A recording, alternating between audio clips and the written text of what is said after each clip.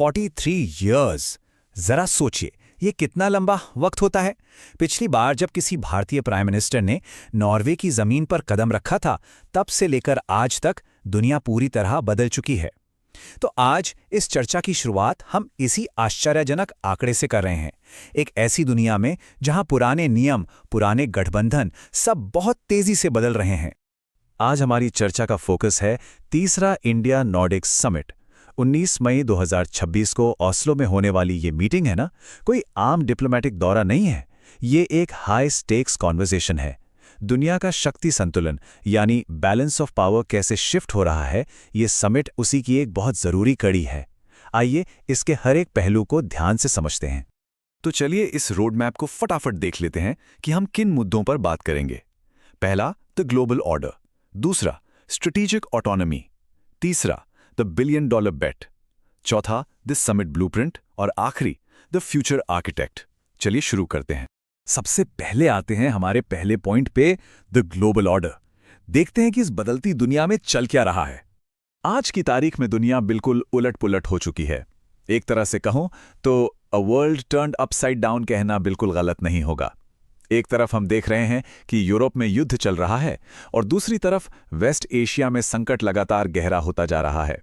ऐसे माहौल में सदियों पुराने अलायंसेस टूट रहे हैं और दोस्ती के नए रिश्ते आकार ले रहे हैं। और इन सब का असर देखिए, हर देश की इकोनॉमीज की मार झेल रही है। एनर्जी सप्लाई लाइंस पर लगातार खतरा मंडरा रहा है, जिसकी वजह से ग्लोबल एनर्जी प्राइसेस आसमान छू रहे हैं। स्ट्रेट ऑफ हॉर्मुज जैसी क्रूशियल ऑयल शिपिंग लेन में बढ़ती टेंशन्स ने सबकी सांसें अटका दी हैं।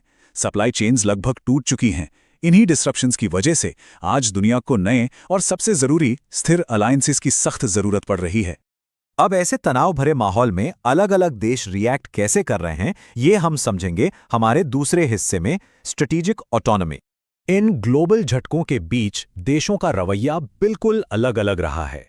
एक तरफ नॉर्डिक देश हैं। हिस्टोरिकली ये देश हमेशा से बहुत सतर्क और न्यूट्रल माने जाते थे, पर अब उन्होंने नेटो में शामिल होने का रास्ता चुन लिया है। फिनलैंड और स्वीडन इसका सबसे बड़ा एग्जाम्पल है। लेकिन दूसरी तरफ भारत का रास्ता बिल्कुल अलग रहा है। भारत ने किसी एक पक्ष को चुनने या युद्ध में साइड लेने के बजाय मॉस्को के साथ अपने ट्रेड और डिप्लोमेटिक टाइज को पूरी तरह बरकरार रखा है। और यहीं पर एंट्री होती है स्ट्रेटेजिक ऑटोनॉमी की। देखिए, ये कोई कॉन्ट्रडिक्शन नहीं है, ये भारत की एक वेल थॉट आउट डॉक्ट्रिन है। इसका सीधा सा मतलब है सैंक्शंस की जगह डिप्लोमेसी पर जोर देना, किसी गुट या फैक्शन का हिस्सा बनने से साफ इनकार करना और बिना किसी दबाव के अपनी इंडिपेंडेंट पार्टनरशिप्स को निभाना। जो बात यहां सबसे दिलचस्प है वो ये कि आज नॉर्डिक देश भारत के इस जियोपॉलिटिकल अप्रोच को ना सिर्फ समझ रहे हैं बल्कि उसका पूरा सम्मान भी कर रहे हैं। जियोपॉलिटिक्स से थोड़ा आगे बढ़ते हैं और नंबर्स की बात करते हैं हमारे तीसरे पॉइंट में, the billion dollar bet. 19 billion dollars, ये कोई छोटा मोटा आंकड़ा नहीं है। ये नंबर दिखाता है भारत और नॉर्डिक रीजन के बीच फिलहाल चल रहे बायलैटरल ट्रेड को। ये हमें साफ बताता है कि इन देशों के बीच म्यूचुअल इंटरेस्ट का जो फाउंडेशन है वो पहले से ही कितना सॉलिड और कितना बड़ा है। लेकिन आने वाला कल इससे भी कहीं ज्यादा विशाल है। 100 बिलियन डॉलर्स। हाल ही में जो इंडिया इफ्टा एग्रीमेंट हुआ है ना, जिसमें नॉर्वे और आइसलैंड जैसे नॉर्डिक देश भी शामिल हैं, उसके तहत अगले 15 सालों में भारत के अंदर 100 बिलियन डॉलर्स के निवेश का कमिटमेंट किया गया है। तो ये सिर्फ एक सिंपल ट्रेड डील नहीं है, ये आने वाले दशकों के लिए भारत पर लगाया गया एक बहुत बड़ा, एक लंबा स्ट्रैटेजिक दाव है।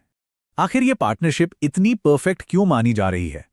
अगर इनकी ताकतों पर ध्यान दें तो एक तरफ नॉर्डिक देशों की एडवांस टेक और फाइनेंशियल एक्सपर्टीज हैं। उनके पास ऑफशोर एनर्जी और ग्रीन ट्रांजिशन की नॉलेज है, और नॉर्वे का विशाल सॉवरेन वेल्थ फंड है। और ठीक इसके सामने है भारत का मैसिव स्केल। 1.4 बिलियन लोगों की आबादी जिसे क्लीन एनर्जी चाहिए, एक तेजी से बढ़ती इकोनॉमी जिसे बेहतरीन इंफ्रास्ट्रक्चर की जरूरत है, और एक बहुत बड़ी ओशन फेसिंग कोस्टलाइन। मतलब नॉर्डिक टेक और इंडिया का स्केल दोनों एक दूसरे की जरूरतों को परफेक्ट तरीके से पूरा करते हैं। पर बात सिर्फ पैसों की नहीं है। नॉर्वे की एम्बेसडर का एक स्टेटमेंट ध्यान देने लायक है। उन्होंने भारत को कहा, very important country close to West Asia. जो देश हमेशा से इंटरनेशनल लॉ और शांति के सबसे बड़े पैरोकार रहे हैं, वो आज भारत को वेस्ट एशिया और ग्लोबल डिप्लोमेसी में एक अहम स्टेबलाइजिंग फोर्स के रूप में देख रहे हैं।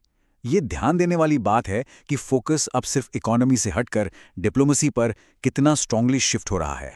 तो आइए देखते हैं कि ग्राउंड पर नेता आखिर क्या काम कर रहे हैं। हमारा चौथा पॉइंट, द समिट ब्लूप्रिंट।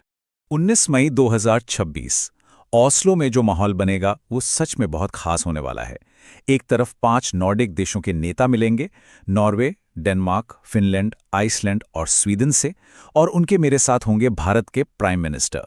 ये गैदरिंग किसी फोटो ऑप के लिए नहीं, बल्कि ठोस और कोऑपरेटिव परिणाम लाने के इरादे से हो रही है। इनका एजेंडा काफी एम्बिशियस है। क्लाइमेट चेंज और क्लीन एनर्जी लिस्ट में सबसे ऊपर है, क्योंकि भारत को इस एक्सपर्टीज की सबसे ज्यादा जरूरत है। उसके बाद मैरीटाइम और आर्कटिक कोऑपरेशन, खासकर तब जब पिघलती बर्फ नए व्यापारिक रास्ते खोल रही है। इसके अलावा technology, digital public goods, defence, space और जियोपॉलिटिक्स पर भी गहरी चर्चा होगी। उम्मीद है कि इस समिट में कई अहम MOUs साइन होंगे और उसके साथ ही India Norway business and research summit इन चर्चाओं को एक प्रैक्टिकल शेप देगा। और अब आते हैं इस चर्चा के आखिरी और सबसे विशाल दृष्टिकोण पर, द फ्यूचर आर्किटेक्ट। दुनिया का भारत को देखने का नजरिया अब पूरी तरह बदल चुका है। एक वक्त था जब भारत को सिर्फ एक बहुत बड़ा मार्केट या एक जूनियर पार्टनर समझा जाता था, लेकिन आज की रियलिटी बिल्कुल अलग है। ये समिट इस बात का सबूत है कि भारत अब दर्शक बनकर किनारे नहीं बैठा है। आज वो ग्लोबल सॉल्यूशंस का एक को-आर्किटेक्ट बन चुका है। ग्लोबल साउथ की आवाज बनकर भारत ने साफ कर दिया है कि वो टकराव के बजाय डिप्लोमेसी को चुनता है और नए ग्लोबल नियम बनाने में एक बराबर की भागीदारी रखता है। तो इस पूरी चर्चा के अंत में हमारे सामने एक बहुत बड़ा सवाल आकर खड़ा होता है। जैसे जैसे भारत ग्लोबल डिप्लोमेसी के बिल्कुल सेंटर में अपनी जगह मजबूत कर रहा है, ये $100 बिलियन का नॉर्डिक अलायंस ईस्ट और वेस्ट के बीच के बैलेंस ऑफ पावर को किस तरह से दोबारा आकार देगा। ये बदलती हुई दुनिया का एक ऐसा सवाल है जिस पर आने वाले समय में हर किसी की गहरी नजर रहेगी। हमारे साथ इस डीप डाइव में जुड़ने के लिए शुक्रिया।